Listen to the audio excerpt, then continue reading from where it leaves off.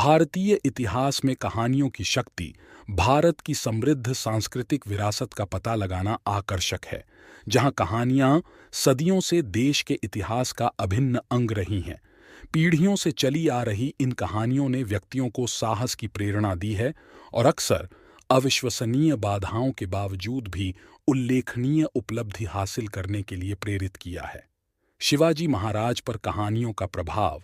आपने भारतीय इतिहास के एक महान व्यक्ति शिवाजी महाराज का उदाहरण दिया है, जो अपनी मां जीजाबाई द्वारा सुनाई गई कहानियों से बहुत प्रभावित थे। इन कहानियों ने न केवल उनके मूल्यों और चरित्र को आकार दिया, बल्कि उनके जीवन में आने वाली चुनौतियों से उबरने का साहस और दृढ़ संकल्प भी पैदा किया। मराठा साम्राज्य की स्थापना सहित शिवाजी महाराज की उल्लेखनीय उपलब्धियां व्यक्तिगत नियति को आकार देने में कहानियों की शक्ति का प्रमाण हैं।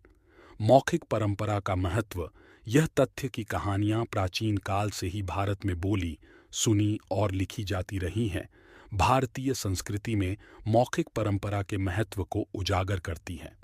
पीढ़ियों से मौखिक रूप से प्रसारित होने वाली इन कहानियों ने सांस्कृतिक विरासत, मूल्यों और ऐतिहासिक घटनाओं को संरक्षित करने में महत्वपूर्ण भूमिका निभाई है।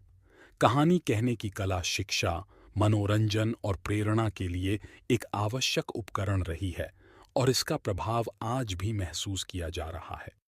क्या आप चाहेंगे कि मैं भारतीय इतिहास के किसी विशिष्ट पहलू या व्यक्तिगत नियति को आकार देने में कहानियों के महत्व के बारे में विस्तार से बताऊं?